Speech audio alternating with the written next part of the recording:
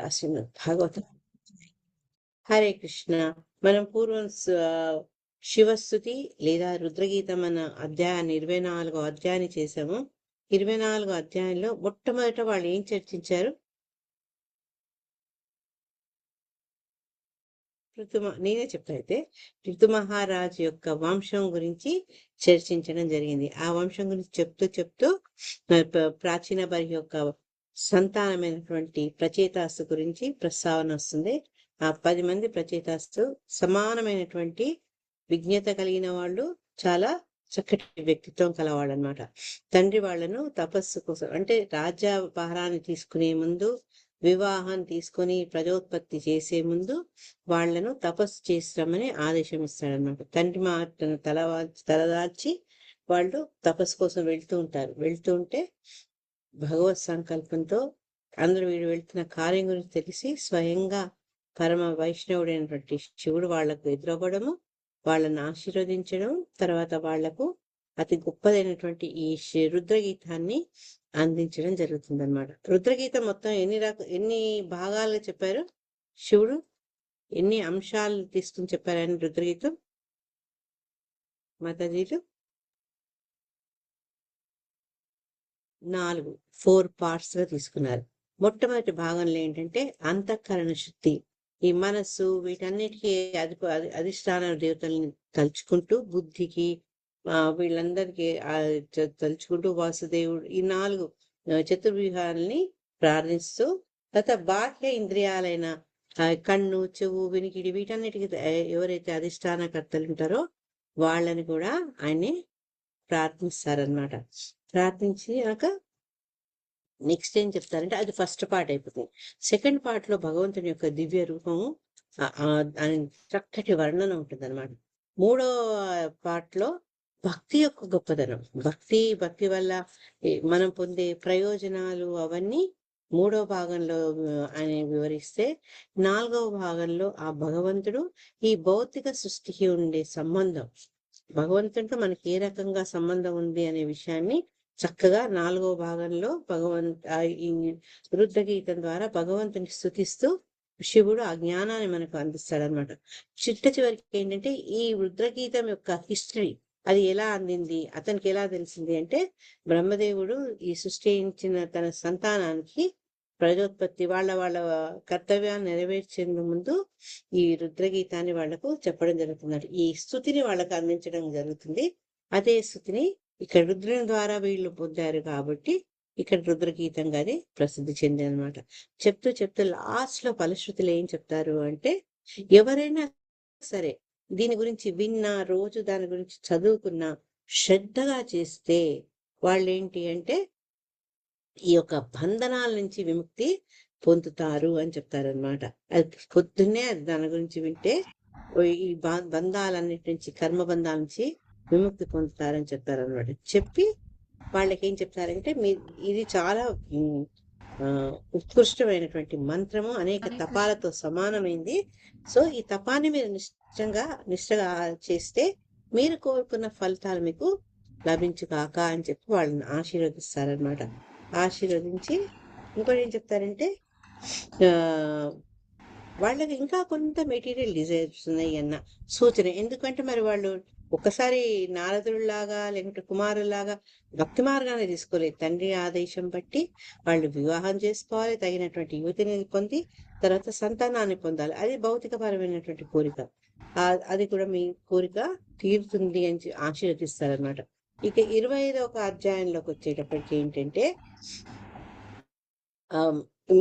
ఇది కూడా పెద్ద అధ్యాయం. మొత్తం 62 శ్లోకాలున్నాయి.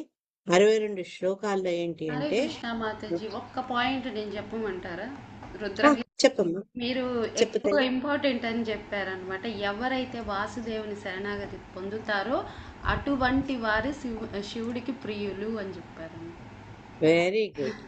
అది కాక ఇంకోటి ఏమంటాడు శివుడు, ఏదైతే భక్తులకు వృద్ధి చెందడానికి వైకుంఠ లోకానికి వెళ్ళాలని టార్గెట్ పెట్టుకోవద్దు, శివలోకానికి బ్రహ్మలోకానికి వెళ్ళాలనుకో అసలు పెట్టుకోవద్దు, వైకుంఠానికే వెళ్ళాలని టార్గెట్ పెట్టుకోండి, అప్పుడు అది నెరవేరుతుందని కూడా చెప్పారనమాట. భక్తి ద్వారా భక్తి ద్వారా నెరవేరుతుంది. మాత్రమే. ఇంకొకటి చెప్పావు కాబట్టి అంటే నేను అసలు ఎక్కువ డీటెయిల్ గా వద్దనుకున్నా. కానీ శివుడు ఏ రూపాన్ని చూశాడంటే, ఏ రూపమైతే భక్తులకు ఆనందాన్ని కలిగిస్తుందో, ఏదైతే భక్తులు ఆకర్షితులవుతారో అటువంటి సుందర రూపాన్ని ఆయన చూడదలుచుకున్నారనమాట. అది ఈ రుద్రగీతల్లో చాలా ఇంపార్టెంట్. Thank you Damodari. ఈ 25వ అధ్యాయంలో మనము పురంజనుడు అనే ఒక రాజు యొక్క చరిత్రను మనం తెలుసుకోబోతున్నాం అనమాట. ఆ పురంజన చరితం అనేది నారదుడి ద్వారా ఈ ప్రచేతల యొక్క తండ్రి అయిన ప్రాచీన బర్హికి తెలుపబడుతుంది. మొత్తం ఈ 25, 26, 27, 28 ఈ 4 అధ్యాయాలు కూడా ఆల్మోస్ట్ ఒకదానితో ఒకటి లింక్డ్ అన్నమాట. సో దానికి ఈ రోజు నుంచి ఇది మొదలు. దీంట్లో మొదటి 2 శ్లోకాలు చూసుకుంటే ఏంటంటే, ఎప్పుడైతే వాళ్ళకి ఆ రుద్రగీతాన్ని బోధించారో, ఆ మహామంత్రాన్ని వాళ్ళకి తెలియజేశారో, వెంబడే శివుడు అక్కడి నుంచి అంతర్ధానం అవుతారనమాట. తర్వాత ఆయన ఇచ్చినటువంటి ఆ దివ్య మంత్రాన్ని తీసుకొని ప్రచేతసు ఏ రకంగా తపస్సు చేస్తారనేది మొదటి 2 శ్లోకాల్లో చర్చించబడింది. 3, 4 శ్లోకాలు ఏంటంటే, ఇక్కడ వీళ్ళ తపస్సులో మగ్నమై ఉన్నప్పుడు అక్కడ ప్రాచీన వారికి వివిధ రకాలైనటువంటి యజ్ఞాలు నిర్వర్తిస్తుంటాడు. అందుకని నారదుడు అక్కడికి వెళ్తాడనమాట. వెళ్ళి అతనికి ఉపదేశం ఇచ్చేందుకు 3, 4 శ్లోకాలు ప్రాచీన పరిధి దగ్గర నారదుడు వెళ్తాడు. ఇంకా ఎప్పుడైతే నారదుడు ఇవన్నీ చెప్తారో ప్రాచీన పరిహికి అవగతం అవుతుంది. తన జీవితం ఏ ఏ తోవలో నడుస్తుంది, మళ్ళీ దాని గమ్యంకి ఎలా చేర్చాలో తెలుసుకొని ఇతన్ని అడుగుతారనమాట. బోధ కోసం గురువుగా స్వీకరించి నారదుడిని మార్గదర్శకత్వం చేయమని అడుగుతారనమాట. అప్పుడు ఇతనిలో ఇంకా పరివర్తన పూర్తిగా వచ్చేందుకని నారదుడు 7, 8 శ్లోకాల్లో యజ్ఞాల్లో ఇతను బలి ఇచ్చినటువంటి నానా జంతువుల్ని అతనికి తన యొక్క శక్తి ద్వారా దర్శింపజేస్తాడనమాట. 9 నుంచి 12 శ్లోకాల్లో ఏంటంటే, ఈ పురంజనుడు ఒక స్థిరమైన ఒక మంచి చోటుకు, అంటే ఇంకా డైరెక్ట్ గా కథ స్టార్ట్ అవుతుంది అనమాట. ఆ బోధన చేస్తూ చేస్తూ ఈ పురంజనుడు అనే రాజు యొక్క ఉదాహరణతోటి చెప్తారనమాట నారదుడు అతనికి ఇవ్వాల్సిన జ్ఞాన బోధ. అందులో ఈ పురంజనుడు ఏంటంటే, ఒక సరైన ప్రదేశం కోసం అతను తిరుగుతూ ఉంటాడు. తిరుగుతూ ఒక ప్రదేశానికి వెళ్ళడము, అది 9 ద్వారాలతో ఉన్నటువంటి నగరము, దాని వర్ణనంతా వస్తుంది అన్నమాట. 13 నుంచి 19 శ్లోకాల్లో. ఓకే, 9 నుంచి 12 శ్లోకాల్లో అనువైన ప్రదేశం కోసం వెతుకుతుంటాడు. 13 నుంచి 19 శ్లోకాలకు ఆ నగర వర్ణన, నవద్వారాలతో కూడుకున్నటువంటి ఆ నగర వర్ణన ఉంటుంది.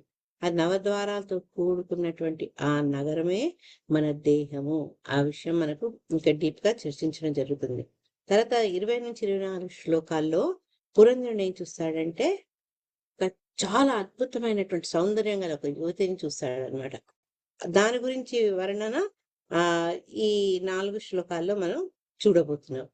25 నుంచి 31 శ్లోకాల్లో ఏంటంటే, ఆ ఆ యువతి యొక్క ఆకర్షణకు అతను వెళ్ళడము, పలు రకాలుగా ఆమెను పొగడము, తర్వాత తన భాగస్వామిగా కమ్మని ఆమెను కోరుకోవడం, ఇది జరుగుతుంది.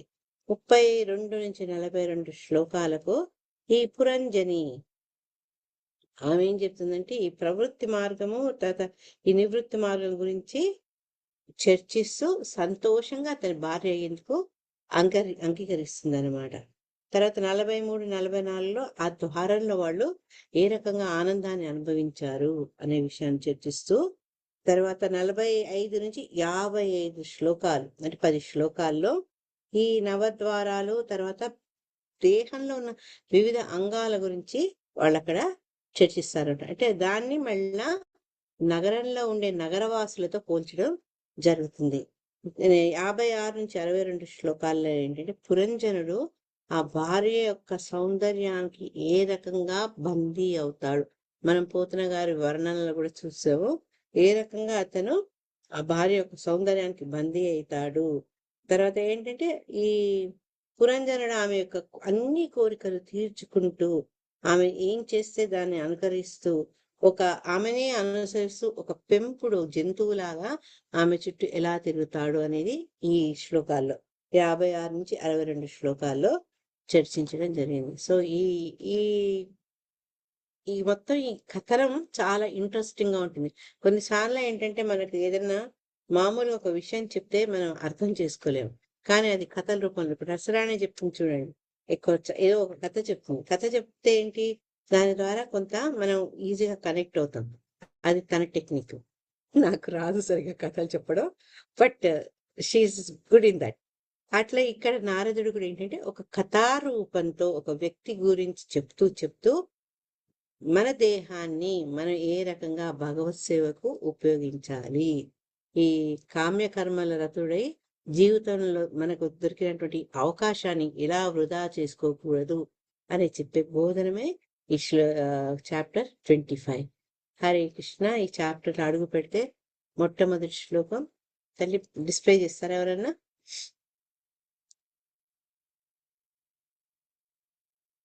హరే కృష్ణ. కీంతలపల్లి నేను మొదలు పెట్టేస్తా, టైం వేస్ట్ కాకుండా. నేను చేస్తాను, డౌన్లోడ్ చేసి ఉంచాను, నేను యా, యా. పెడతాను. నేను శ్లోకం చదువుతాను లోపల. మైత్రేయ ఉవాచ ఇతి సందిశ్య భగవాన్ బార్హిషైదర్భిపూజితః పశ్యతాం రాజపుత్రాణాం తత్రేవాంతర్ధతే హరః ఇతి సందిశ్య భగవాన్ బార్షదై అభిపూజితః పశ్యతాం రాజపుత్రాణాం తత్రేవాంతర్ధతే హరః. ఎవరైనా బుక్ ఉంటే చదవండి మాతాజీ, ఈ లోపల హరే కృష్ణ మాతాజీ. రసరాణి. చదవండి అమ్మా. మైత్రేయ ఉవాచ ఇతి సందిశ్య భగవాన్ బార్హిషదైరభిపూజితః పశ్యతాం రాజపుత్రాణాం తత్రైవాంతర్ధతే హరః. మైత్రేయుడు విదురునితో పలుకసాగిన, విదురా, ఈ రీతిగా పరమశివుడు బర్హిషదుని తనయులకు ఉపదేశించగా ఆ రాజకుమారులను అతనిని గొప్ప భక్తితోనూ ఆదరముతోనూ అర్చించిరి. చివరకు శివుడు వారికి కనబడక అంతర్హితుడయ్యాను. హరే కృష్ణ. హరే కృష్ణ. ధన్యవాదాలు మాతాజీ. సో ఎప్పుడైతే పరమశివుడు వీళ్ళకి ఈ మంత్రాన్ని, ఈ శివగీతాన్ని, రుద్రగీతాన్ని ఉపదేశిస్తారో ఆ తర్వాత ఈ రాకుమారులు ముందే వాళ్ళు చాలా వినయ విధేతలు, మంచి వ్యక్తిత్వం కలవాళ్ళు కదా, వాళ్ళు శివుణ్ణి భక్తితో, గౌరవంతో, ఆదరంతో ఆయన్ని అర్చిస్తారనమాట. ఇది అయిపోయినాక తను వచ్చిన పని అయిపోయిందిగా, పరమశివుడు అక్కడి నుంచి అంతర్ధానం అయిపోతారు. ఈ దీంట్లో ఈ ఫస్ట్ శ్లోక పర్పోట్లోనే శిలా ప్రభుపాద ఏం చెప్పారు అంటే, ఈ ప్రాచీన బరికి రాజ్యపాలన గురించి చర్చిస్తూ ఒక రాజు యొక్క బాధ్యత ఏంటి అంటే, తన సంతానం లాంటి ప్రజల్ని ఏ రకంగా భక్తి మార్గం వైపు మళ్లించాలి అని మనం చాలాసార్లు చదువుకున్నాం. పరీక్షిత్తు గురించి వచ్చినప్పుడు చదువుకున్నాము, ధర్మరాజు గురించి వచ్చినప్పుడు. అంటే గొప్ప రాజులు, ఆనాటి రాజులు ఏంటి అంటే వాళ్ళు దైవభక్తితో ఉండి ప్రజను కూడా తమ సంతానం లాగా చూసుకుంటూ వాళ్ళని సద్మార్గంలో, అంబరీషుడిని గురించి తెలుసుకున్నాం, జనకుడు, వీళ్ళందరూ అనమాట ఈ గొప్ప గొప్ప రాజులు. వాళ్ళు ఏంటి అంటే కేవలం అధికారాన్ని ఆనందించడం, దుర్వినియోగం చేసుకోవడం కాక వాళ్ళ రాజ్యపాలన ఎలా ఉండేదంటే ప్రజా సంక్షేమం అంటే వాళ్ళు గాడ్ కాన్షియస్ అవ్వడం, భక్తిలో వాళ్ళు పాల్గొనేటట్టు చేయడం, అది ఒక రాజు యొక్క విధి అనమాట. అయితే అట్లా వాటికి అర్హుడుగా అయ్యేటట్టు కంప్లీట్ ట్రైనింగ్ కోసం వాళ్ళు సిద్ధమై వచ్చేటట్టుగా 10,000 సంవత్సరాలు వాళ్ళని తపస్సు చేసిందిగా ఇక్కడ ప్రాచీన బరికి పంపిస్తారనమాట. వాళ్ళని బాగానే క్వాలిఫైడ్గా ఉండాలని పంపించారు, వాళ్ళు తపస్సు చేసుకొని పవిత్రులై రావాలనుకున్నారు. కానీ ఇక్కడేమైంది అంటే అతను ఈ భౌతిక జగత్తులో ఏ రకంగా తన జీవనాన్ని గడుపుతున్నాడు దాని గురించి ఏంటి అంటే, నారదుడు వచ్చి ప్రాచీన పరిహిని అంటే ఆయన్ని సరిదిద్దుతూ తద్వారా మనందరికి కూడా బోధన చేస్తారనమాట. మన జీవితాన్ని మనం ఏ రకంగా మలుచుకోవాలి అని అనమాట. ఇంతకు నేను మీతో చెప్పినట్టు రాజులు ఎలా చేసేవారంటే, దేనికి ట్రైన్ అవ్వాలి అంటే ప్రజల లాభం కోసం ఏ రకంగా సంక్షేమ కార్యక్రమాలు తలపెట్టాలి. ఆ సంక్షేమ కార్యక్రమాలు ఏంటంటే భగవంతుని అవగాహన చేసుకోవడం, భగవంతుని యొక్క భక్తి, అతని పట్ల అనురక్తి, సేవాభావం పెరగాలి. కానీ మనం ఏ కర్మలు చేసినా అవన్నీ ఆయన కోసమే చేస్తున్నాం, ఆయన ప్రీతి కోసమే చేస్తున్నాము అన్న అర్థంతో చేసుకుంటే అప్పుడు మన మానవ జన్మ కృతార్థం అవుతుంది. దాన్ని ఈ రాజులు ట్రైన్ చేసేవాళ్ళు అనమాట. వాళ్ళు రాజులకు ఆ విషయం తెలుసు కాబట్టి యథారాజా తథా ప్రజ, అక్కడ భక్తులు కూడా ప్రజలు కూడా ఈ కృష్ణ భక్తులై ఉండి అందరూ చక్కగా ఆనందంగా భక్తి మార్గంలో నడిచేవాళ్ళు అనమాట. కానీ ఇక్కడ ఏమైంది అంటే ప్రాచీన బర్హి అతను అంత గొప్ప రాజు అయినప్పటికీ, రాజే కాక అతని యొక్క వంశ చరిత్ర చాలా ఘనమైంది. ధ్రువుని యొక్క సంతానం వీళ్ళు, ఆయన యొక్క వంశ పరంపరకు చెందిన వాళ్ళు కదా. అటువంటి ఆ ధ్రువుని సంతతికి చెందినటువంటి ప్రాచీన బర్హి ఏం చేశాడంటే, అతను గొప్ప రాజు, ప్రజాపతి, ఆయన ఎంతో మేధావి. కానీ అనేక రకాల ముందు నుంచి అతనికి దేంట్లో ఆసక్తి ఉండేది, వివిధ రకాల యజ్ఞాలను నిర్వర్తించడంలో అతనికి ఆసక్తి ఉండేది. ఆ చేయడం వల్ల ఏమైందంటే కామ్య కర్మరతుడయ్యాడు అనమాట. అది ఈ చాలా చిన్న, అంటే మనకు కనపడని ఒక లైన్ ఉంటుంది అనమాట. ఆ లైన్ దాటితే ఏంటంటే భగవంతుని ప్రీతి కోసం చేయాల్సినటువంటి యజ్ఞాలు ఈ కామ్య కర్మల కోసం చేసడం కూడా జరుగుతుంది అనమాట. అంటే స్వర్గాలను అనుభవించాలి, స్వర్గాలు పొందాలి, సౌఖ్యాలు పొందాలి అనే ఆలోచన ఉండడం వల్ల ఈ కామ్య కర్మ రతుడు అవుతాడనమాట. ఇట్లా చేస్తే ఏమవుతుంటే, యజ్ఞాలు చేస్తే గొప్పే, యజ్ఞాలు మామూలు పనులు కావు. కానీ ఇది చేస్తే ఏంటంటే ఉన్నత లోకాలకే వాళ్ళు వెళ్తారనమాట, స్వర్గాన్ని దాకా పోతారు. కానీ భగవద్ధామానికి వాళ్ళు చేరలేరు. కామ్య కర్మ రతులకు ఉన్న ప్రాబ్లం ఏంటంటే వాళ్ళు భగవద్ధామాన్ని చేరలేరు. ఒక ఫలితాన్ని, ఒక ప్రయోజనాన్ని ఆశించి వాళ్ళు ఆ రకమైనటువంటి యజ్ఞాలు చేస్తారు. కాబట్టి అది చూసి ధ్రువుడు తన శిష్యుడు కదా, ధ్రువునికి మార్గదర్శకత్వం చేసింది నారదుడే. ఎవరిని ఎలా ప్రార్థించాలి, ఏం చేసి భగవంతుని ప్రీతి పొందాలని చెప్పి మార్గదర్శకం చేసింది నారదుడే. అటువంటి తన ధ్రువుని సంతతి ఈ రకంగా దారి తప్పుతుంటే అతను చూడలేక ఏం చేస్తారంటే, ఏదైతే జీవితంలో అన్నిటికంటే లాభదాయకమవుతుందో అటువంటి భక్తి యోగాన్ని చెప్పేందుకు ఈ ప్రాచీన బర్హికి ఆయన వస్తారనమాట. ఆ వచ్చినప్పుడు ఇవన్నీ చెప్తూ, ఈ భక్తి యోగ విధానం చెప్తూ ఇండైరెక్ట్ గా చెప్తాడనమాట. అది చాలా ఇంట్రెస్టింగ్ ఉంటుంది. నేను చెప్పా కదా స్టార్టింగ్ లోనే, పురంజన అనే ఒక వ్యక్తి యొక్క ఉదాహరణతోటి అతనికి ఈ మార్గాన్ని అతను బోధిస్తారనమాట. అది 25వ చాప్టర్ ఉన్న స్పెషాలిటీ పురంజన స్టోరీ. సెకండ్ శ్లోకం, రుద్రగీతం భగవతః స్తోత్రం సర్వే ప్రచేతసః జపస్తస్తే తపస్తేపు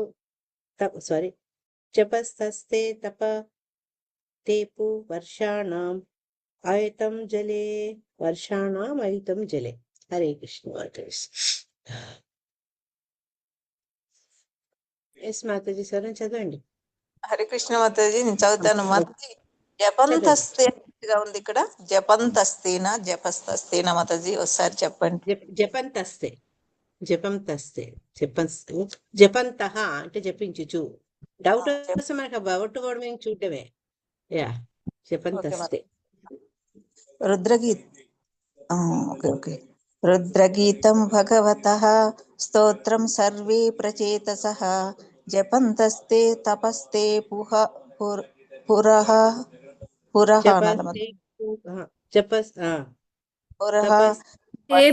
మాతాజీ తేపుహు ఇవ్వండి. వర్షాణ వర్షాణామైతం జలే.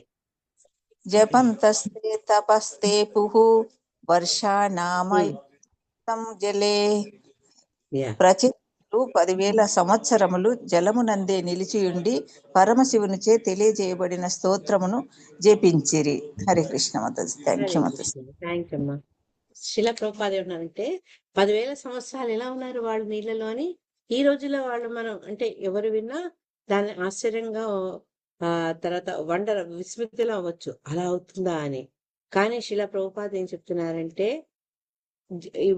నీటిలో నివసించే జంతువులు, తర్వాత గాలిలో నివసించే జంతువులు, ఇవన్నీ ఏంటంటే వాటికి ఎలా ఆ పరిసరాల్లో ఏ రకంగా జీవించాలో తెలుసుంటే వాళ్ళు అదే రకంగా ఆ జీవితాన్ని అక్కడ కొనసాగిస్తాయి అన్నమాట. దానికి తగినటువంటి ఆ పరిస్థితులకు తగినటువంటి దేహాన్ని కూడా అంటే వాళ్ళు కలిగి ఉంటారు. వాళ్ళ దేహానికి తగినటువంటి అనుకూలమైన పరిస్థితులు కూడా అక్కడ కలిగి ఉంటాయి. ఉదాహరణకు చేప ఈ జలచరాలన్నీ నీటిలోనే ఉంటాయి. అవి బయటికి తీసుకొచ్చి నువ్వు వాటికి హల్వాలు లేవు, ఏవి అవి నిలవలేవు. ఎందుకంటే వాటికి కావాల్సింది ఆ జలంలో నివాసం. కాబట్టి ప్రతి జీవి కూడా తన యొక్క జీవన శైలికి తగినట్టుగా ఆ పరిసరాలు పరిస్థితులు ఏర్పరచబడ్డాయి. ఎవరి వల్ల ఏర్పరచబడినాయి? ఆ భగవంతుడి వల్ల ఏర్పరచబడింది. అందుకనే ఇక్కడ ఏంటంటే మరి వాళ్ళంతా ఉన్నట్టే ఈ ప్రచేత మరి మనుషులు కదా, వాళ్ళు ఎట్లా ఉన్నారు అంటే వాళ్లకు ఈ భగవంతుని యొక్క ఈ తపం వల్ల ఆ పరిస్థితులు వాళ్ళకి ఎక్కడ కూడా వ్యతిరేకంగా తోచలేదు. వాళ్ళు చక్కగా సాధన చేసుకోగలిగింది 10,000 సంవత్సరాలు. ఇంకా 10,000 సంవత్సరాల అని మనం ఆశ్చర్యపడక్కర్లేదు. సత్యయుగంలో వాళ్ళ ఆయుష్ ఎంత ఉండేది మాతాజీ? వాళ్ళు లక్ష సంవత్సరాలు థ్యాంక్ యూ. 1,00,000 సంవత్సరాలు వాళ్ళు జీవించేవాడు. ఆ 1,00,000 సంవత్సరాల ఆయుష్లో ఒక్క 10,000 వాళ్ళు ఈ తీవ్రమైన తపస్సుకు వాళ్ళు వినియోగించేవాడు. వినియోగించడం వల్ల ఏం చేసేవాళ్ళు అంటే ఏ ప్రయోజనాన్ని అంటే జీవితం అంతా కూడా సరిపడే ప్రయోజనాన్ని పొందేవాడు అనమాట. అది వాళ్ళ యొక్క తపశ్శక్తి వల్ల మిగిలిన ఈ 1,00,000లో ఆ 10,000 తీస్తే మిగతా సంవత్సరాలు చాలా ప్రయోజనవంతంగా ఉండేందుకు వాళ్ళు లాభ పొందేవాళ్ళు. ఈ విషయంలో శిలా ప్రభుపాదులు వారు ఏమంటున్నారంటే ఈ రోజుల్లో అది సాధ్యం కాదు. ఆ రోజుల్లో ఆ సత్యయుగంలో వాళ్ళకి ఆ శక్తి ఉండేదన్నమాట. అందుకని అట్లుండేవాళ్ళు. కానీ అది మనం కథ అని అనుకోకూడదు అని మనకు హెచ్చరిస్తుంటారు. ఎందుకు అంటే ఇప్పుడు మనం ఉండలేం కాబట్టి అప్పుడు లేరు, అప్పుడు ఉండలేదు, అది ఒక కథ అని మనము అనుకోకూడదు అని చెప్తూ ఒక చక్కటి ఉదాహరణ నేను ఒక లెక్చర్లో విన్నా. ఇప్పుడు శిలా ప్రభుపాదుల వారు ఉన్నారు. శిలా ప్రభుపాదుల వారు 1965 నుంచి 1977 అంటే ఆయన ప్రాణాలు వదిలేదాకా, దేహత్యాగం చేసేదాకా అనేక మార్లు అంత ఓల్డ్ ఏజ్ లో అమెరికాకు ప్రయాణం చేసి ఆ ఉన్న 10 సంవత్సరాల 11 సంవత్సరాల వ్యవధిలో 108 సెంటర్స్ ని, తర్వాత అనేక వర్ణాశ్రమ కేంద్రమైనటువంటి ప్రదేశాలు, గురుకులాలు ఇవన్నీ డెవలప్ చేశారు అని మనం చదువుతున్నాం. ఇప్పుడు మనకి ఇన్ని 40-50 ఏళ్ల తర్వాతనే మనకు ఆశ్చర్యంగా అనిపిస్తుంది. కానీ నెక్స్ట్ కొన్ని 2-3 జనరేషన్స్ అయినాక అదొక స్టోరీ అనుకుంటారు, నిజంగా జరిగిందని అనుకోరు.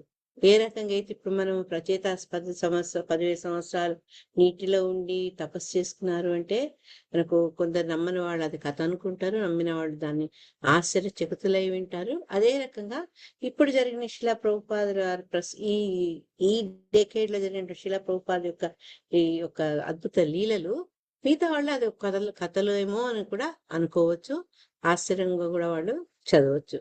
అంటే ఇది స్వాభావికమే అని చెప్తున్నారు శిలా ప్రభుపాదుల వారు. 3వ శ్లోక. ప్రాచీన బర్హిషం క్షత్తః కర్మ స్వాసక్త మానసం నారదో ఆధ్యాత్మ తత్వజ్ఞః కృపాలుః ప్రత్యబోధయత్. హరే కృష్ణ. హరే కృష్ణ మాతాజీ. చదవండి యశోద మాతాజీ. ప్రాచీన బర్హిషం క్షత్రః కర్మ స్వాశక్త మానసం నారదోధ్యాత్మ తత్వజ్ఞః కృపాలు ప్రత్యబోధయత్. రాజపుత్రులు జలమునందు తీవ్ర తపస్సును ఆచరించేచుండగా వారి తండ్రి మాత్రము నానా విధములగు కార్యకర్మలను చేయుచుండెను. ఆ సమయమున ఆధ్యాత్మిక తత్వజ్ఞుడగు నారదముని రాజు పట్ల కృపాలుడై అతనికి ఆధ్యాత్మిక హరే కృష్ణ కొంచెం పైకనరా మాట్లాడు. ఆధ్యాత్మిక జీవనము గూర్చి ఉపదేశించ నిశ్చయించెను. థ్యాంక్ యూ మాతాజీ. ప్రణామ్స్. Thank you Yashodamma. చదవండి, లాస్ట్ నుంచి చదవండి ఒకసారి మళ్ళా. జీవనమును గూర్చి ఉపదేశించ నిశ్చయించాను. హరే కృష్ణ. ప్రణామ్స్. హరే కృష్ణ. ఇక్కడ మన సామాన్యంగా కైవల్యం అనేది కదా, శిలా ప్రభుపాదుల వారు ఏంటంటే కైవల్యం కోరుకోవడము, బ్రహ్మంలో కలుసుకోవడం, బ్రహ్మజ్యోతిలో లీనం అవడం అన్నీ ఏంటి అంటే అది నరకానికి పోవడమే అని చెప్పారు. ఎవరు చెప్పారా అంటే చైతన్య మహాప్రభు యొక్క అనుచరుడు, గొప్ప భక్తుడు ప్రబోధానంద సరస్వతి ఆయన చెప్పారట. అంతేకాక ఇంకేం చెప్పారంటే స్వర్గలోకాలకు పోయి చాలా ఎంజాయ్ చేస్తాను అని అనుకుంటారు కదా, అది ఒక మాయాజాలం లాంటిది అని కూడా ఆయన చెప్పారు. అంటే ఇవి మనల్ని హెచ్చరిస్తున్నారు. ఒక భక్తుడు కోరుకోవాల్సింది భగవద్ధామానికి వెళ్ళాలనే గాని బ్రహ్మజ్యోతిలో లీనం అవడము, లేకుంటే ఉన్నత లోకాలు పోయి ఆనందాన్ని అనుభవిద్దాము అని అనుకోవడం, అది రెండు కూడా చరమ లక్ష్యం కాదు అని చెప్తున్నారు. ఎందుకంటే ఈ వీటిని ఆశించేవాడు ఎవరంటే కామ్యకర్మరతులు, జ్ఞానులు. కానీ మళ్ళీ ఈ రెండిట్లో కూడా జ్ఞానులు బెటర్ అని చైతన్య మహాప్రభు చెప్తారనమాట. నెక్స్ట్ ఇది శిలా ప్రభుపాద అది కూడా పూర్తి చేశారు. అయితే వీళ్ళేంటంటే జ్ఞానులు కామ్యకర్మరతుల కంటే కొంచెం బెటర్. అట్లీస్ట్ వాళ్ళకి ఈ ఉన్నత లోకాలు పోవాలి, భౌతిక సుఖాలు అనుభవించాలన్న కోరిక లేదు. అందుకని చైతన్య మహాప్రభు ఏమన్నారంటే చైతన్య చరితామృతంలో కోటి కర్మ నిష్ట మధ్య ఏక జ్ఞాని శ్రేష్ఠ అని చెప్పారనమాట. అంటే ఈ కోట్ల మంది కామ్య కర్మరతుల కంటే ఒక్క జ్ఞాని బెటరు, శ్రేష్ఠుడు అని ఆయన చెప్పారనమాట. కాబట్టి ఈ ఇంత అంటే కామ్య కర్మరతుడి కంటే జ్ఞాని ఒక్కడు బెటర్ అంటే ఈ రెండు మార్గాల్ని కూడా భక్తుడు ఎప్పుడు కూడా దాని మీద ఆకర్షణ పొందడనమాట. అంటే కామ్య కర్మల పట్ల కానీ తర్వాత ఈ బ్రహ్మజ్యోతిలో లీనం అవ్వాలి కానీ అతను కోరుకోడనమాట. కానీ ఇక్కడ ఏంటంటే అంత గొప్ప వంశానికి చెందినటువంటి ప్రాచీన బరికి ఇట్లా కామ్యకర్మల పట్ల రతుడవడం చూసిన నారదుడు అతని దయతో, నారదుడు వారి గొప్ప అదేంటి అంటే ఆయన ఎవరైనా సరే కొంచెం గతి తప్పుతున్నారు అనుకుంటే ఆ సరే రైట్ టైంకి వెళ్ళి వాళ్ళని మళ్ళా మార్గంలోకి తీసుకొస్తారనమాట. మనం మృగారి చూసాము అనేక సార్లు, అనేక మంది జీవితాలను మొత్తం మార్చేసింది నారదుని వారి యొక్క సాన్నిధ్యం. ప్రహ్లాదుడు ఎప్పుడైతే ప్రహ్లాదుని తల్లిని ఇంద్రుడు వాళ్ళు చెరబట్టినప్పుడు మళ్ళా ఆమెను విడిపించి తన ఆశ్రమంలో పెట్టుకొని భక్తి బోధ అంతా ఎందుకు చేశారంటే అతనికి తెలుసు భగవంతుని యొక్క గొప్ప శిష్యుడు ఈమె ద్వారా జన్మించబోతున్నాడని. ఆ రకంగా నారదుడు వారిని చూస్తుంటే, ఆయన లీలలు చూస్తుంటే చాలా ఆశ్చర్యం అనిపిస్తుంది. ఇక్కడ ఇతను ఏం చేశాడంటే ఇతని మీద జాలితోటి ఇంకా ఇతన్ని సరిదిద్దాలి అని అక్కడికి వస్తారనమాట. శిలా ప్రభుపాదుల వారు ఏం చెప్పారు అంటే ఎంతసేపు ఈ లౌకికులు అంటే ఈ లోకంలో ఎంజాయ్ చేద్దాం అనే భావన కంటే అట్లా ఉన్న వాళ్ళకంటే యజ్ఞాన్ని నిర్వహించి పై లోకాలకు వెళదాము, అక్కడ స్వర్గాలు ఆనందిద్దాము అనుకునే వాళ్ళు కొంచెం బెటర్. వాళ్ళకంటే జ్ఞానంతో బ్రహ్మజ్యోతి లీలమయ్యేవాడు వాళ్ళు బెటర్ అని చెప్పుకుంటూ ఈ రెండు అన్నమాట. ఎప్పుడైతే ఒక వ్యక్తి, ఒక జీవి ఇష్టమైనటువంటి భక్తి సేవను తీసుకుంటారో అటువంటి వాళ్లకు ఈ కామ్యకర్మల పట్ల జ్ఞానం, ఈ రెండు కూడా వాళ్ళ భక్తిని పరీక్షించే మాయగా, విమోహ లక్షణాలుగా పరిగణిస్తారు అని శిలా ప్రభుపాద చెప్పారు. అంటే భక్తుడు కోరుకునేది కేవలము భక్తియుత సేవ, అంతేకాని ఈ కామ్యకర్మల ద్వారా ఉన్నత లోకాలు కానీ జ్ఞానం ద్వారా బ్రహ్మలోకాలు కానీ అతను కోరుకోడు. 4వ శ్లోకంలో ఏం చెప్తున్నారంటే ఎప్పుడైతే నారదుడు ప్రాచీన బరికి దగ్గరికి వస్తాడో అప్పుడు వాళ్ళ మధ్య సంభాషణ మొదలవుతుంది. శ్రేయస్సంకతమద్రాజన్ కర్మణాత్మన ఈహసే దుఃఖహాని సుఖావాప్తి శ్రేయస్తన్నేహ చేష్యతే. ఇక్కడ రాజన్ ఇక్కడ అతన్ని సంబోధిస్తున్నాడు. ఓ రాజా అన్నారు. చదవండి మాతాజీ. నేను చదువుతాను. శ్రేయస్సంకత మద్రాజన్ కర్మణాత్మన ఈహసే దుఃఖహాని సుఖవాప్తి శ్రేయస్తన్నేహ చేష్యతే. నారదుడు ప్రాచీన మహర్షిని ఇట్టు అడిగాను, ఓ రాజా, ఈ కర్మ నిర్వహణచే నీవేమి పొందగూర్చున్నావు? దుఃఖ నివృత్తి, సుఖప్రాప్తియే జీవితాల ముఖ్య లక్ష్యము. కానీ ఆ రెండును కామ్యకర్మచే అనుభూతము కావు. హరే కృష్ణ. నాగమణి మాతాజీ, సారీ, నెక్స్ట్ శ్లోకం మీరు చదవని టైం ఉంటే, లేకపోతే రేపు ఫస్ట్ మీరే చదువుతారు. హరే కృష్ణ. హరే కృష్ణ మాతాజీ, సారీ చెప్పకండి మాతాజీ, పర్వాలేదు. శిలా ప్రభుపాద గారు కొంచెం పెద్ద భాష్యం ఇచ్చారు దీనికి. ఎందుకంటే ఈ దుఃఖ నివృత్తి, సుఖప్రాప్తి కోసం మనం అదే జీవితాన్ని లక్ష్యంగా పెట్టుకుంటే ఆ రెండు కూడా ఈ కామ్యకర్మలను ఆచరించడం వల్ల నీకు అనుభూతి కాదు. అంటే అక్కడ ఆయన చెప్తున్నది ప్రాచీన బరికైనా మనందరినీ కూడా ఆయన ఆ బోధన చేస్తున్నారనమాట. ఎందుకు చెప్పారు అంటే శిలా ప్రభుపాదుల వారు ఈ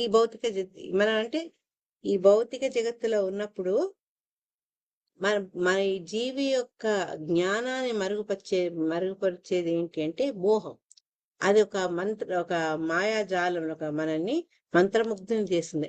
అప్పుడు ఏంటంటే మనలో ఉండే ఆ ఆలోచన శక్తి తగ్గిపోతుంది అనమాట. అందుకని ఏమంటున్నారంటే మహామోహం అనే ఈ శక్తి ఏంటంటే మన బుద్ధిని మరుగుపరుస్తుంది అని చెప్తున్నారు. అయితే సామాన్యంగా పురుషుల్లో రజోగుణం ఉంటుంది. మొన్న ఇక్కడ మాతాజీ దసరాని మాతాజీ క్లాస్ తీసుకున్నప్పుడు కూడా దేవకి మాతాజీ అదే చెప్పారు. వాళ్ళలో ఆ రజోగుణం ఉంటుంది అనమాట. అందుకని వాళ్ళు ఏంటంటే ఏదో ఒక లాభం కోరి ఒక రిజల్ట్ ఫలితాన్ని కోసం ఏం చేస్తారంటే చాలా కష్టపడతారనమాట. కష్టపడినా కూడా ప్రాబ్లం ఏంటి అంటే మనకు ఈ జీవి ఇట్లా కష్టపడ్డా దేనికోసమైతే తన శక్తిని తన కాలాన్ని వ్యయం చేసి ఏదైనా పొందాలని ప్రయత్నం చేస్తుంటారో, కానీ అంత శ్రమపడి పొందిన దాన్ని కూడా శాశ్వతంగా అతను అనుభవించలేడు. ఎందుకంటే కాలం చాలా మన పట్ల చాలా కఠినంగా ఉంటుంది. ఇంత కష్టపడ్డా మనం మళ్ళా జీవితాంతం నేను ఉన్న రోజులు నేను సుఖాన్ని అనుభవిస్తా అంటే నథింగ్ డూయింగ్ అదనమాట. అందుకని ఆ క్యాలిక్యులేషన్స్ చూసుకుంటే మనం ఇంత కష్టపడి ఏదైతే సాధించదలుచుకున్నామో అది పొందినా కూడా మనకంత లాభకరం కాదు అని శిలా ప్రభుపాద చెప్తున్నారు. ఒకవేళ అది లాభకరం అయినప్పటికీ కూడా ఉట్టిగానే రాదు. దాని వెంబడి ఏంటంటే దుఃఖం కూడా వస్తుంది. దుఃఖరహితం కాదు. దాని క్యారెక్టర్స్ చూడండి. లాభకరం కాదు ఫస్ట్. సెకండ్ ఏంటి, ఒకవేళ లాభకరమైన అది దుఃఖరహితం కాదు. ఉదాహరణకు శిలా ప్రభుపాద ఏం చెప్తున్నారంటే ఒక మనిషి ధనవంతుడుగా పుట్టలేదు వాడు, కానీ ధనవంతుడు కావాలనుకుంటాడు. అనుకొని తనకు మంచి ఇల్లు, అంటే బంగ్లా, తర్వాత కారు, మంచి వస్తు సామాగ్రి ఇవన్నీ పొందుపరుచుకోవాలని ఏం చేస్తాడు, ఏళ్ళు తలపడతాడు, కష్టపడి నిజంగానే అవన్నీ సంపాదిస్తాడు. సంపాదించినాక ఇంకా సుఖం పొందాలి అంటే ఆ శరీరం అతనికి సహకరించదు కదా. నేను ఇదివరకు కూడా ఒకసారి మీకు దేవుడే దిగి వస్తాడని నచ్చినప్పుడు చూసే సినిమా చెప్పాను. వాళ్ళు కష్టపడి ముందు తినేందుకే తిండి ఉండదు, కానీ ఎంతో కష్టపడి అన్ని సంపాదించుకుంటే తిందామంటే బీపీలు, షుగర్లు, ఇది అది, ఇది తినకూడదు, అది తినకూడదు, ఇది తినకూడదు. అంటే మనం ఎంత కష్టపడి ఈ సమయాన్ని మనం అక్కడ వ్యర్థమని అనలేను, ఎట్లా సమయాన్ని వెచ్చించామో, కానీ దానికి పొందినటువంటి ఫలితాన్ని మనం ఆ రకంగా అనుభవించలేము. అన్నిటికంటే ముందు ఏంటంటే మనం చేసే ప్రయత్నాలు ఇవి. శిలా ప్రభుపాద ఏమన్నాడు, ఆభాస అన్నారు. ఆభాస అంటే కరెక్ట్ గా తెలుగులో పదం ఏంటి మాతాజీ? అది నిష్ప్రయోజనమే. ఎందుకంటే ఈ ఈ యొక్క భౌతిక జగత్తే బై ఫార్ములా భగవంతుడు భగవద్గీతలో చెప్పినట్టు దుఃఖాలయం అశాశ్వతం. కాబట్టి మనకు ఈ దుఃఖం అనేది తప్పకుండా అనుభవించాల్సే ఉంటుంది. కాబట్టి ఎంత కష్టపడ్డా, ఎంత దానివల్ల సుఖాలు పొందాలని ప్రయత్నించినా కూడా అది లభించడం చాలా కష్టం అనమాట. ఈ భౌతిక జగత్తులో నిజమైన సుఖము లభించదు. శిలా ప్రభుపాదుల వారి స్టేట్మెంట్ దీంట్లో ఏంటి అంటే మనం చాలా గుర్తుంచుకోవాలి. నిజంగా సుఖంగా ఉందాము అని మనం ఇంత కష్టపడ్డా ఈ భౌతిక జగత్తులో అది మనకు లభించదు. ఎందుకంటే బై కాన్స్టిట్యున్సీ అదేంటంటే దుఃఖాలయం అశాశ్వతం. తర్వాత ఏంటంటే దీంతో ఏదో మనం ఆనందాన్ని పొందాలి, సుఖాన్ని పొందాలి అనుకునే ప్రయత్నం అది వ్యర్థ ప్రయత్నం. అది చదువుతుంటే నాకు ఎప్పుడు మన వాళ్ళు చెప్తారు కదా, బావిలో పడబోతూ కొమ్మను పట్టుకోవడము, కొమ్మను పట్టుకుంటే కిందేమో మొసళ్ళు, పైనుంచేమో తేనె చుక్కలు పడుతుంటాయి, ఒక పక్క ఎలుకలు కొరుకుతుంటాయి, ఒక పక్క పాము.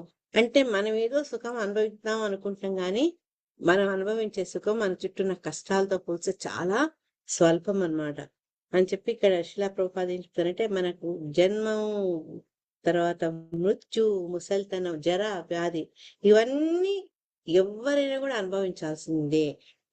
మనకేంటి అంటే చాలా సైన్స్ అడ్వాన్స్ అయింది అనుకున్నా మృతిని ఆపలేము మనం. తర్వాత వచ్చే వ్యాధులు మేబీ పొడిగించవచ్చు, కానీ వ్యాధి రాకుండా చేయడం అది అసంభవం. తర్వాత ముసలితనం, నువ్వెన్ని క్రీములు పెట్టు, ఎన్ని సర్జరీలు చేసుకో, కాస్మెటిక్ సర్జరీస్, వచ్చే ముసలితనం అది ఆగదు. కాబట్టి జన్మ, మృత్యు, జర, వ్యాధి వీటిని ఎవరు మనము ఎటువంటి మార్పులు మనం చేయలేమన్నమాట. కాబట్టి ఈ భౌతిక జగత్తులో సుఖం అనేది లేదు. కేవలం ఏంటంటే మనము ఆ మోహంతో ఏదైతే మహామోహము మాయ అని చెప్పారో బిగినింగ్ లో, ఆ మోహ కారణంగా ఏంటంటే ఈ నామమాత్రంగా దొరికే సుఖం కోసము చాలా చాలా చాలా శ్రమిస్తామన్నమాట.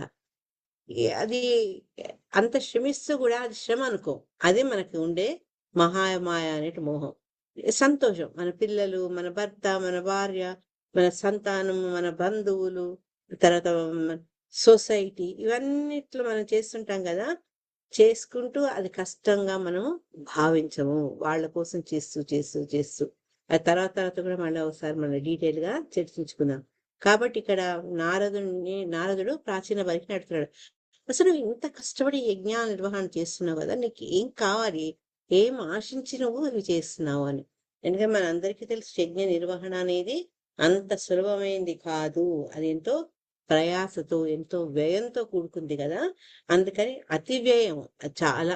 ఇంకా ఆ రోజులు ఇంకా మనం విన్నాం, వాళ్ళు యజ్ఞానికి కూడా వాళ్ళు బంగారం వాడేవాళ్ళు, తర్వాత దాన్ని పడేసి మళ్ళా వేరే అంటే ఒక యజ్ఞ నిర్వహణ కావాలంటే ఎంతో వ్యయం చేయాల్సి వచ్చేది. నువ్వు దేనికోసం యజ్ఞం చేస్తున్నావు అని అడుగుతున్నారనమాట. ఒకవేళ స్వర్గలోకం పొందాలనుకుంటున్నావా, ఉన్నత లోకాలు పొందాలనుకుంటున్నావా, కానీ నువ్వు ఎక్కడికి పోయినా ఈ జన్మ మృత్యు జరా వ్యాధి నిన్ను వదలవు అని చెప్తున్నారనమాట. ఎందుకు అంటే బ్రహ్మలోకం నుంచి మొదలుపెట్టే ప్రతి లోకంలో కూడా మేబీ క్వాలిటీ ఆఫ్ జీవన విధానము, తర్వాత జీవన పరిణామంలో భేదం ఉండొచ్చు, కానీ ఈ 4 ప్రతి దాంట్లో భౌతిక జగత్తుల్లో అందరికీ ఉండాల్సిందే అనమాట. కాబట్టి ఈ భక్తులు ఏంటంటే స్టార్టింగ్ లో ఎవరైనా మనం మన యొక్క అదృష్టవశాత్తు ఏమైనా ప్రచారకుల యొక్క ప్రభావానికో భక్తి మార్గంలోకి వచ్చిన మన ముందు నుంచి అంతా భౌతిక జగత్తులోనే ఉంది మన ఆలోచన ధోరణి కూడా. కానీ ఎప్పుడైతే ఈ భక్తి అనేది చేపడతామో స్టార్టింగ్ లో చాలా కష్టం అనిపిస్తుంది. అబ్బా, పొద్దున లేవాలి, టీ కాఫీలు కూడా తాగకూడదా, అయ్యో ఉల్లిపాయ తినకూడదా, వెల్లుల్లి ఒంటికి మంచిది కదా, ఆరోగ్యానికి మంచిదని చెప్తారే మా డాక్టరు, ఇట్లా అన్ని అనమాట. అంటే భక్తిలో వచ్చే ఈ చిన్న చిన్న అవి కూడా వాళ్లకు ఎంతో కష్టం అనిపిస్తుంది అనమాట. కాబట్టి ఈ భక్తి యోగంలో కష్టం అనిపించినప్పటికీ కూడా అవన్నిటిని దాటుకొని వస్తే ఏంటి అంటే పరిపూర్ణమైన ఆనందం వాళ్ళకి లభిస్తుంది. పరిపూర్ణమైన ఆనందం ఎక్కడ లభిస్తుంది? భగవంతుడిని ఎప్పుడైతే ఆయన్ని చేస్తామో, ఎప్పుడైతే ఆయన సేవిస్తామో మనకు పరిపూర్ణమైన ఆనందం లభిస్తుంది. ఈ ఉన్నత లోకాలకు పోయి కామ్యకర్మ రతులు జ్ఞానులు వీళ్లకు ఆ పరిపూర్ణ ఆనందం వాళ్ళకు లభించదు. కేవలం భక్తి మార్గంలో ఎవరైతే వెళ్తారో ఇనిషియల్ గా అది కొంచెం కష్టమే, కానీ రాను రాను అది ఆ కష్టాన్ని ఇష్టంగా మనం భరిస్తే మనం పొందే లాభం చాలా ఎక్కువ ఉంటుంది అనమాట.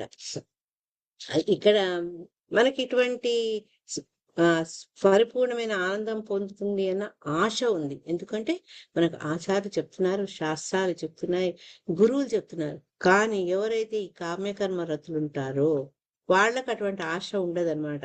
వాడికి ఏమైనా ఉన్నత లోకాలు పోవాలి, ఎంజాయ్ చేయాలి. అటువంటి వాళ్లకు ఇక దుఃఖం నుంచి విముక్తి అనేదే ఉండదు. ఎందుకంటే అన్ని లోకాల్లో కూడా they have to go through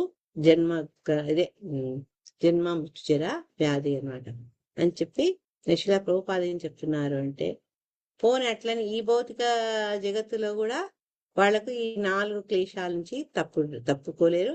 ఉన్నత లోకాలకు పోయిన వాళ్ళ దాని నుంచి తప్పించుకోలేరు.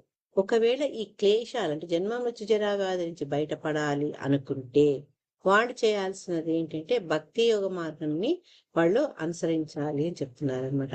అది స్వయంగా భగవంతుడే చెప్పాడు. ఎదురుగా మన శ్లోకం ఉంది కదా, జన్మ కర్మసి దివ్యం యోవే తత్వతః త్యక్త్వా దేహం పునర్జన్మ నైతి మామేతి సోర్జున. అంటే ఎవరైతే ఆయన తెలుసుకుంటారో, ఆయన యొక్క కర్మలు, ఆయన జన్మ అంత దివ్యమైన తెలుసుకుంటారో, మనం శరీరానంతరం వెళ్తే మళ్ళీ ఈ భౌతిక జగత్తుకు రాము, హ్యాపీగా గోలోక బృందానంలో ఆయన సేవించుకుంటూ ఉండగలుగుతాం అనమాట. ఇటువంటి శాశ్వత ఆనందం కేవలం భక్తి మార్గం ద్వారానే మనకు లభిస్తుంది చెప్తూ, పూర్ణ కృష్ణ భక్తి భావన ప్రాప్తించిన పిమ్మట భక్తుడు మరణం పిమ్మట తిరిగి ఈ భౌతిక జగత్తు కాడు. ఆ అష్యూరెన్స్, ఆ ఆశ్వాసన మనకు సాక్షాత్ ఆ భగవంతుడే ఇచ్చాడనమాట. అతను భగవద్ధామానికే పోతాడు. దుఃఖము అనే అవస్థ లేనటువంటి స్థితిలో పరిపూర్ణమైన సుఖాన్ని అనుభవిస్తూ అతను భగవద్ధామంలో ఉండగలుగుతాడు అనమాట. కానీ అటువంటి వాళ్ళు చాలా అరుదు అనమాట. మనుష్యానాం సహస్రేషు. కానీ ఈ భక్తుల యొక్క సాంగత్యం వల్ల భగవంతుని యొక్క గొప్పతనం తెలుసుకున్న వాళ్ళు మళ్ళీ గ్యారెంటీగా తిరిగి రారు, అక్కడ ఆనందాన్ని పొందుతారు. ఇది అంటే ఇక్కడ ఏం చెప్తున్నారంటే నారదుడు, నువ్వు చేసే పనులు ఈ కామ్యకర్మ రతుడవై ఇన్ని యజ్ఞాలు చేస్తున్నావు, కానీ నీవు పొందాలనుకున్న ప్రయోజనం ఏంటి? ఒకవేళ ఇటువంటి స్వర్గలోకాలు సుఖాలు కావాలనుకుంటున్నావో దానివల్ల నీకు సుఖం అనేది ఉండదు, నీకు దుఃఖమే ఉంటుంది. ఈ క్లేశాల నుంచి నువ్వు ఎప్పుడు విముక్తుడు కావు అని చెప్పారు. సో ఈ మెయిన్ ఈ ఈ శ్లోకాలు మనం తెలుసుకుంది ఏంటంటే, మోహమాయ అనేది మన బుద్ధిని పక్కదారి పెట్టిస్తుంది. అందుకే కామ్యకర్మల ఆసక్తి పెరుగుతుంది. దాని నుంచి బయటపడాలి అంటే భక్తి మార్గం తీసుకోవాలి. హరే కృష్ణ. శ్రీమద్ భాగవతానికి జై. హరే కృష్ణ.